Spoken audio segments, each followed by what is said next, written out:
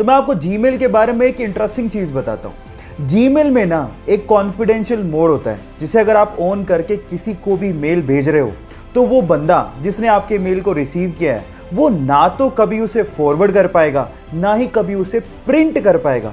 In fact आप अपने mail के लिए एक एक्सपायरी डेट भी सेट कर सकते हो। मतलब ये है कि उस एक्सपायरी डेट पे वो मेल रिसीवर एंड से ऑटोमेटिकली डिलीट भी हो जाएगा। ये फैक्ट जान के आपको कैसा लगा, चैट सेक्शन में लिखना मत भूलिएगा। गाइस, क्या आपको पता है कि 17 जुलाई को कौन सा डे सेलिब्रेट करते हैं? डोंट वरी, मैं आपको बताता हूँ। 17 जुलाई को हर साल हम लोग वर्ड इमोजी डे सेलिब्रेट करते हैं। पर सवाल मेरा ये है कि इमोजी ये शब्द आया कहां से और इसका मतलब क्या है, ये भी मैं आपको बताता हूं।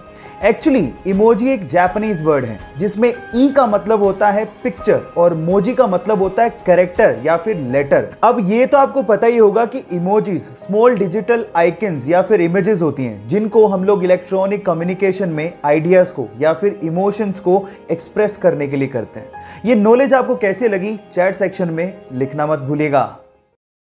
मेक्सिको में एक बहुत ही रहस्यमयी जगह है जिसका नाम है द जोन ऑफ साइलेंस। अब क्या खास है इस जगह में, मैं आपको बताता हूँ। यहाँ पर घड़ियों की सुइयां अचानक से रुक जाती हैं, रेडियो के सिग्नल काम करना बंद कर देते हैं, कंपास की सुई चारों तरफ घूमने लगती है और आपके मोबाइल के सिग्नल वो भी पूरी तरह से ठप पड़ जाते हैं। यानी कि पूरा का पूरा कम्युनिकेशन एकदम ठप। सबसे मिस्टीरियस बात यह है कि the zone of silence, Bermuda triangle और गीजा के पिरामिड वर्ल्ड मैप पे एक ही लाइन पे हैं। यानी कि तीनों मिस्टीरियस जगह अलाइंड हैं। ये मिस्टीरियस फैक्ट सुन के आपको कैसा लगा, चैट सेक्शन में लिखना मत भूलिएगा।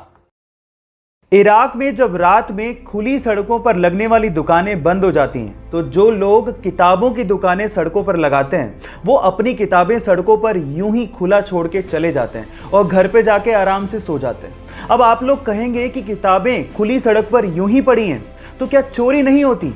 तो मैं आपको बता दूं कि इराक के लोगों का ये मानना है कि the reader does not steel and the thief does not read. मतलब अगर कोई जेंटलमैन होगा तो वो किताबों को कभी भी चोरी नहीं करता। वो ज़्यादा से ज़्यादा फ्री में किताबों को पढ़ेगा और वहीं पर छोड़ के चला जाएगा। लेकिन चोर वो तो कभी पढ़ता ही नहीं है। ये फैक्ट जान के आपको कैसा लगा, चैट सेक्शन में लिखना मत भूलिएगा। एस्ट्रोनॉट्स स्पेस सूट पहन के ही स्पेस में उतरते हैं, लेकिन अगर बिना स्पेस सूट पहने वो स्पेस में उतर जाएं तो क्या होगा, क्या आप जानते हैं? डोंट वरी, मैं आपको बताता हूं। अगर बिना स्पेस सूट पहने वो स्पेस में उतर गए तो वो 90 सेकंड यानी कि 1.5 मिनट से ज्यादा तक जिंदा ही नहीं रह सकते।